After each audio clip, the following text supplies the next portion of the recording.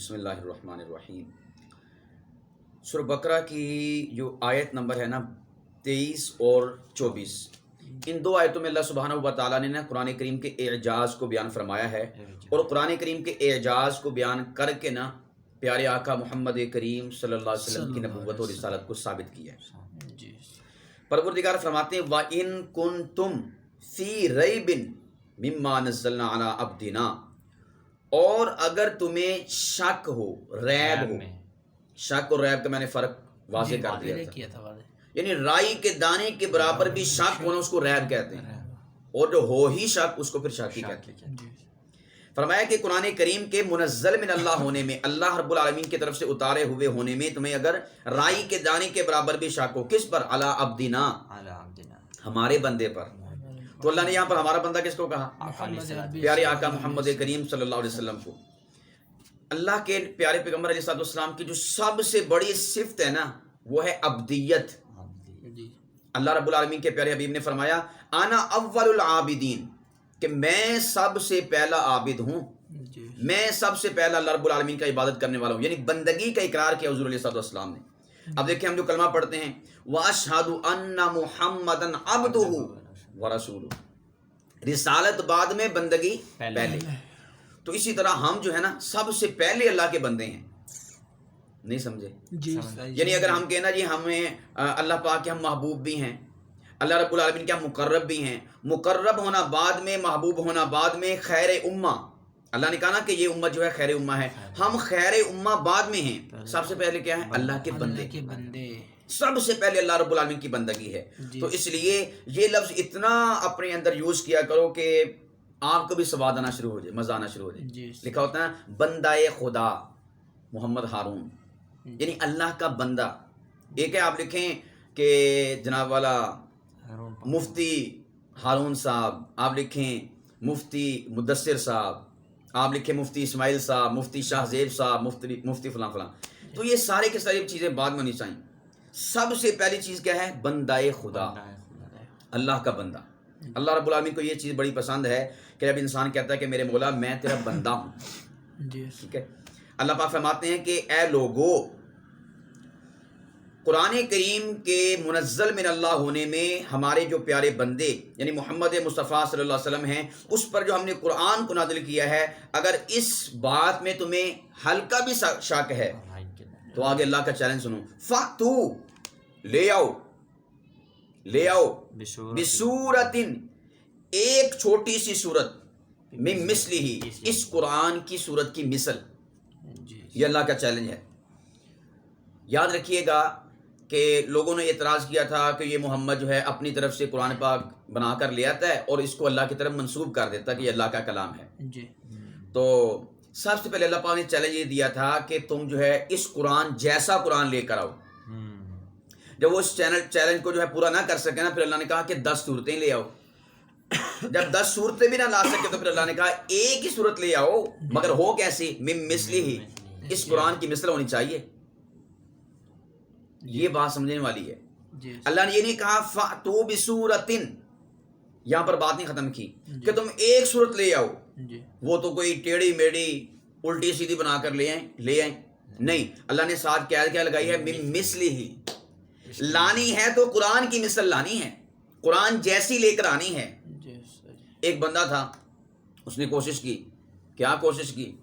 اس نے کہا جی الفیل ملفیل وما ادراک ملفیل، الفیل ہاتھی، ملفیل کیا ہے؟ ہاتھی، وما ادراک ملفیل، کیا تو جانتا ہے ہاتھی کیا ہے؟ یعنی جو اس کے پیروکار تھے نا وہ بھی ہنس پڑے بھی، حضرت صاحب یہ کیا کر رہے ہیں آپ؟ ایڈی چولتی نہیں بندے نو مارنی چاہیے ہے، ایڈی وڈی پونکی ماری تسی۔ تو وہ اپنے بندیاں نے وہ بےزتی کر کے رکھ چڑی، کہ بےزتی نا لا کے ہاتھ پڑا چڑی، یا کی یخ ماری ہے گی۔ تو اس لیے آج کی صبح تک جو ہے اور انشاءاللہ قیامت کی صبح تک کوئی دنیا کا کافر بڑے سے بڑا فصیح و بلیغ کیوں نہ ہو، وہ اس قرآن کی صورت جیسی کوئی صورت نہیں لا سکتا انشاءاللہ۔ اور اللہ کے نبی علیہ السلام نے سورہ کوثر جو 3 آیتوں پر مشتمل ہے، انا اعطیناک الکوثر فصل لربک وانحر ان شانئک هو الابتر، ان 3 آیتوں کو لکھوا کر بیت اللہ کے پاس لٹکا دیا اور کہا کہ اس صورت جیسی ایک صورت تم بنا کر لے آؤ۔ اس وقت عرب کے بڑے بڑے فصیح و بلیغ جو ہے جو شعراء تھے وہ موجود ہوا کرتے تھے، لیکن سب نے کہا کہ یہ کلام تو رب العالمین کا کلام ہے، کسی بشر کا کلام نہیں ہے، ہم اس کلام کا مقابلہ نہیں کر سکتے۔ تو اللہ آگے فرماتے ہیں، یہ اللہ نے چیلنج دے دیا کہ ایسا کر کے دکھاؤ اگر تمہیں شک ہے۔ پہلے اللہ نے شک دور کیا تھا شروع میں، وہ کہا تھا نا الف لام میم ذالک الکتاب لا ریب فیہ، اس میں کوئی شک نہیں۔ تو فرمایا کہ پہلے ہم نے بات صاف کر دی، اب جن کو کوئی شک نہیں نا وہ تو پڑھتے جا رہے ہیں، مانتے جا رہے ہیں، تسلیم کر لیا تو اس کے بعد تحقیق نہیں، پھر تسلیم ہی تسلیم ہے، سر تسلیم خم ہے۔ ہاں جن کے دل میں روگ ہے، مرض ہے اور شک ہے، تو ان کو اللہ کہتے ہیں اگر تمہیں اتنا ہی شوق ہے نا اس قرآن پاک میں شک کرنے کا تو پھر سنو کہ تم اس قرآن جیسی ایک صورت لے کر آؤ۔ آگے اللہ کہتے ہیں مزید اس چیلنج کی وضاحت فرمائی، وَادْعُوا بلا لو، واج مار لو، شہداءکم فرمایا کہ اپنے مددگاروں کو، من دون اللہ اللہ کے سوا، اللہ کے سوا۔ حالانکہ اللہ سبحانہ و تعالیٰ یہ بھی فرما سکتے تھے وَادْعُوا شہداءکم، تم اپنے مددگاروں کو بلا لو، من دون اللہ کہنے کی ضرورت ہی نہیں تھی۔ اللہ نے من دون اللہ، قرآن کریم کا جو ایک ایک لفظ ہے نا، یقین جانے کہ اس میں اتنے مفاہیم اتنے مطالب ہیں۔ یہی وجہ ہے کہ جب سے قرآن کریم کا نزول ہوا اب تک اور قیامت تک جو ہے قرآن کریم ایسا بحر بے قرار ہے کہ لوگ اس میں غوطہ زنی کرتے رہیں گے، موتی نکالتے رہیں گے، لیکن قرآن کریم کے مطالب اور مفاہیم کبھی ختم نہیں ہوں گے، اس لیے کہ یہ انسانی کلام نہیں، اللہ کا کلام ہے۔ اچھا اب دیکھیں اللہ رب العالمین نے نا وَادْعُوا شُهَدَاءَکُم یہاں تک کہہ دیتے تو کافی تھا، لیکن اللہ نے ساتھ کیا کہا، من دون اللہ، اللہ کے علاوہ۔ گویا کہ اللہ نے یہ جو من دون اللہ کا لفظ ہے، حالانکہ اس کی ضرورت نہیں تھی، بات وہیں پر پوری ہو رہی تھی، من دون اللہ کا اضافہ کر کے بتایا۔ اللہ نے یہ بھی نہیں کہا من دون اللہ ورسولہ، اللہ نے یہ بھی نہیں کہا، یعنی اللہ کے علاوہ اور رسول کے علاوہ۔ اگر اللہ کہتے ہیں نا من دون اللہ ورسولہ، اس کا مطلب یہ تھا کہ یہ ہم پہلے ہی کہتے تھے کہ رسول نے بنایا ہوا کلام، تو اللہ نے صرف اپنا ذکر کیا اور بتا دیا پس پردہ اور در پردہ، یہ بھی بتا دیا ساتھ ساتھ چیلنج کے کہ یہ قرآن کریم جو ہے صرف اللہ ہی بنا سکتے ہیں، اللہ کے علاوہ کوئی نہیں بنا سکتا۔ من دون اللہ، اس کو یوں کہہ لو کہ اللہ رب العالمین کی ذات جو ہے ماں سے بڑھ کر، بلکہ 70 سے زائد ماؤں سے بڑھ کر اپنے بندے سے پیار کرتے ہیں۔ چیلنج بھی دے رہے ہیں منکرین قرآن کو اور قرآن کے منزل من اللہ ہونے میں شک کرنے والوں کو، لیکن اس چیلنج کے ساتھ ساتھ یہ بات قابل ذکر ہے اور پوائنٹ ہے جو میں آپ کو سمجھانے والا ہوں من دون اللہ کا، کہ اللہ رب العالمین چیلنج بھی دے رہے ہیں لیکن ساتھ ساتھ من دون اللہ کہہ کر نا انہیں سیدھی راہ بھی دکھا رہے ہیں۔ صرف چیلنج نہیں، ہم کیا کرتے ہیں، ہم تو صرف یہ کہتے ہیں میں اس کے اوپر حاوی ہو جاؤں۔ بھئی اللہ نے کس کے اوپر حاوی ہونا؟ وہ تو العزیز ہے، وہ تو غالب ہے، وہ تو متکبر ہے، وہ تو جبار ہے، وہ تو سب کا خالق ہے۔ یہ کمپٹیشن اور مقابلے انسانوں کے درمیان ہوتے ہیں کہ رائیاں دا کمپٹیشن مقابلہ راجپوتاں دے نال، راجپوتاں دا انہاں دے نال، پٹھاناں دا جٹاں دا، یہ وہ۔ اللہ رب العالمین کسی کے اوپر حاوی نہیں ہونا چاہتا، وہ تو بذات حاوی ہے، وہ تو بذات العزیز ہے، غالب ہے، قدرتوں والا ہے، حکمتوں والا ہے۔ تو اللہ رب العالمین فرماتے میرے بندے مجھ سے ٹکر نہ لے، تیری ٹکر کوئی میرے ساتھ ہے ہی نہیں، تو میری مخلوق ہے، تو میرا بندہ ہے، تو میرے ہاتھ کی تخلیق ہے۔ تو اللہ سبحانہ و تعالیٰ، اب دیکھیں نا جب بندہ کسی کو چیلنج کرتا ہے تو ظاہر بات ہے چیلنج تبھی کیا جاتا ہے نا، وہ کہتا ہے میں اس بات میں سچا ہوں، گویا کہ میں تیرے اوپر حاوی ہونا چاہتا ہوں، اپنی سچائی کو ثابت کر کے تجھے جھوٹا ثابت کر کے۔ تو اللہ پاک فرماتے ہیں من دون اللہ کہہ کر، پیچھے تو چیلنج کر دیا نا وَادْعُوا شُهَدَاءَکُم، جس کو مرضی بلانا چاہو بلا لو، لیکن من دون اللہ کہہ کر اللہ سبحانہ و تعالیٰ نے گویا کہ ان سے کہا کہ تمہاری میری کوئی ٹکر نہیں ہے۔ خالق اور مخلوق کا کیا مقابلہ ہوتا ہے، مالک اور مملوک کا کیا مقابلہ ہوتا ہے، رازق اور مرزوق کا کیا مقابلہ ہوتا ہے، ناصر اور منصور کا کیا مقابلہ ہوتا ہے، ساجد اور مسجود کا کیا مقابلہ ہوتا ہے۔ تو اللہ سبحانہ و تعالیٰ فرماتے ہیں من دون اللہ، اللہ کے سوا، اللہ کے علاوہ تم نے بلانے ہیں۔ تو گویا کہ من دون اللہ کہہ کر اللہ رب العالمین نے راہ سلجھا دی کہ اس چیلنج کو قبول نہ کرو، اس لیے کہ تمہارے اندر تو اس کی سکت نہیں ہے۔ ہاں سیدھی راہ کیا ہے، اللہ رب العالمین نے یہ کلام فرمایا ہے، اس بات کو مان لو، ان کنتم صادقین، اگر تم اپنی بات میں سچے ہو تو۔ آگے اللہ کہتے ہیں فَإِن لَمْ تَفْعَلُوا، پس اگر تم نے نہ کیا، یہ جو ہم نے کہا تھا فَأْتُوا بِسُورَةٍ مِّن مِّثْلِهِ، ایک صورت بنا کر لے آؤ، ایک صورت بنا کر لے آؤ۔ تو اللہ سبحانہ و تعالیٰ فرماتے ہیں کہ اگر تم نے ایسا نہ کیا آگے اللہ کہتے ہیں ولن تفعلوا، اور ہرگز تم ایسا نہیں کر سکتے. یہ اللہ رب العالمین کے جو کلام ہے نا، اس کو آپ سمجھے نہیں ہے. اللہ ان سے کہتے ہیں فَإِن لَمْ تَفْعَلُوا، پس اگر تم ایسا نہ کر سکے. نہ کر سکے.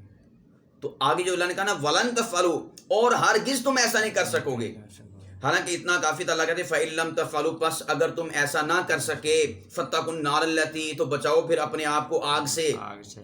یہ لن تفعلوا کہنے کی ضرورت نہ تھی. نہیں، اللہ سبحانہ و تعالیٰ اپنے بندوں کے ساتھ جو ہے نہایت ہی پیار کرنے والے ہیں. اللہ پاک ان کو ایڈوانس ہی بتا رہے ہیں تو کر نہیں سکتا. ٹھیک ہے، تو کر نہیں سکتا. فرمایا لن تفعلوا، ہرگز تم ایسا نہیں کر سکو گے. پہلی بات ان کی صلاحیت کی نفی کر دی کہ لم تفعلوا، تمہارے بس کی بات نہیں، تم ایسا نہیں کر سکو گے. اور فرمایا کہ پھر آگے کہا لن تفعلوا، ہرگز تم ایسا نہیں کر سکو گے. ٹھیک ہے، تو جب کہا کہ ہرگز تم ایسا نہیں کر سکو گے تو اب کرنا کیا ہے تم نے؟ یعنی قرآن جیسا قرآن تو بنا نہیں سکتے، قرآن کی صورت جیسی صورت تو بنا نہیں سکتے. اب یہ تو ہو نہیں سکتا. کرنا کیا ہے؟ کرنا یہ ہے اتقوا فتقوا. اتقوا یہ پاس، فتقوا بچاؤ تم، النار اپنے آپ کو آگ سے. اور وہ آگ، آگے اللہ رب العالمین صفت بیان فرمائی، التی وہ آگ، وقودها الناس والحجارہ، اللہ اکبر، کہ جس کا ایندھن انسان اور پتھر ہوں گے. اس آگ سے اپنے آپ کو بچاؤ. ایندھن کسے کہتے ہیں؟ کہ جس کے ساتھ جو ہے آگ کیا ہے، جلتی ہے، اس کو کیا کہا جاتا ہے؟ ایندھن کہا جاتا ہے. لکڑیاں ہیں اور مٹی کا تیل ہے، پٹرول ہے، یہ آگ کا ایندھن ہوتا ہے. جو جہنم کی آگ ہے نا، اس کا ایندھن کیا ہے؟ انسان اور پتھر. گندک کے پتھر ہوں گے جس کے ذریعے سے جہنم کی آگ کو جلایا جائے گا. اور اسی طور پر ایک روایت یہ بھی ہے علماء کرام اور مفسرین عظام سے کہ دنیا میں جن بتوں کی پرستش کی جاتی ہے نا، یہ جو مجسمے کھڑے کیے جاتے ہیں فلاں فلاں کہ یہ ہمارا لات ہے، یہ منات ہے، یہ عزا ہے، یہ یغوث ہے، یہ نصر ہے، تو اللہ سبحانہ و تعالیٰ ان پتھر کی مورتیوں کو جہنم کی آگ کا ایندھن بنائیں گے. جیسے کہ اللہ رب العالمین فرماتے ہیں سورہ انبیاء آیت نمبر 98 میں، انکم وما تعبدون من دون اللہ حسب جہنم، تم اور جن کی تم عبادت کرتے ہو جہنم کا ایندھن ہوں گے. یعنی عبادت کرنے والے عابد وہ بھی جہنم کا ایندھن بنیں گے، اور جن جھوٹے معبودان باطلہ کی یہ عبادت کیا کرتے تھے وہ بھی جہنم کا ایندھن بنیں گے. تو فرمایا اعدت للکافرین، وہ آگ کہ جو ہم نے کافروں کے لیے تیار کی ہے. اس میں بھی ایک نکتہ ہے، اللہ پاک نے یہ فرمایا کہ ہم نے آگ کس کے لیے تیار کی ہے؟ مومنوں کے لیے نہیں. لیکن جو مومنوں کو سزا ملے گی نا، وہ کس لیے ملے گی؟ ان کی تطہیر کے لیے. جس طرح سونا ہوتا ہے نا، سونے کی جو ڈلی ہوتی ہے، اس میں جب کھوٹ مل جائے نا، اس کو پھر آگ پہ تپایا جاتا ہے، آگ پہ صاف کیا جاتا ہے، صاف ستھرا کر کے پھر اس کو جو ہے بنا سنوار کے جو ہے ڈیکوریشن پیس بنا دیا جاتا ہے، سجا دیا جاتا ہے. ہم جو اہل ایمان ہے نا، ہم ہر حالت میں سونا ہی سونا ہے. بس جھوٹ کی وجہ سے، نمازیں چھوڑنے کی وجہ سے، کچھ برے کام کرنے کی وجہ سے جو ہمارے اندر گراوٹ آ جاتی ہے، ملاوٹ آ جاتی ہے، کھوٹ آ جاتا ہے نا، تو اللہ سبحانہ و تعالیٰ اس کھوٹ کو دور کرنے کے لیے ہمیں جہنم میں ڈالیں گے، یعنی اہل ایمان کو. وَقِنَا عَذَابَ النَّارِ، پروردگار جو ہے ہمیں جہنم کے عذاب سے اور جہنم کی آگ سے محفوظ فرمائے. تو جو اسپیشلی اللہ پاک کی ذات نے جہنم کس کے لیے بنائی ہوئی ہے؟ کافروں کے لیے بنائی ہوئی ہے، اہل ایمان کے لیے نہیں. صرف اہل ایمان کی تطہیر کی جائے گی، صفائی کی جائے گی، اس کے بعد جو ہے ان کو نکال کر اللہ رب العالمین جنت کے اندر داخل فرما دیں گے. تو یہ دو آیات مبارکہ قرآن کریم کا چیلنج تھا کہ اگر تمہیں جو ہے اس بات میں شک ہے کہ یہ منزل من اللہ نہیں، اللہ کے پیارے حبیب محمد کریم صلی اللہ علیہ وسلم پر یہ اللہ رب العالمین نے نہیں اتاری، تو پھر ہمارا چیلنج قبول کرو اور ایسا کرو. کوئی آج تک نہیں کر سکا اور قیامت کی صبح تک کوئی نہیں کر سکے گا. تو آج بھی ہم پیغام دیتے ہیں، میسیج دیتے ہیں لوگوں کو کہ قرآن پاک کے منزل من اللہ ہونے میں شک کرنے آج بھی موجود ہیں. بہت سارے ایسے ہیں، ہم انہیں کہتے ہیں کہ شک نہ کرو، قرآن پاک کی بات کو مانو، تسلیم کرو، اور اپنے آپ کو فاتقوا النار التی وقودها الناس والحجارہ، اس آگ سے اپنے آپ کو بچاؤ جو انسانوں کا اور اسی طور پر جو ہے جس کا ایندھن جو ہے پتھر اور انسان ہیں. اللہ سبحانہ و تعالی ہم سب کو جہنم کی آگ سے اور جہنم کے عذاب سے محفوظ فرمائے، اور ہمیں قرآن پاک کے اوپر جو ہے غیر متزلزل، قوی، پکا، پختہ، سچا، سچا اور پہاڑوں سے بھی زیادہ مستقم اور جو ہے استقامت والا اور مستقیم اور سیدھا جو ہے ایمان نصیب فرمائے. آمین. وما علینا الا البلاغ.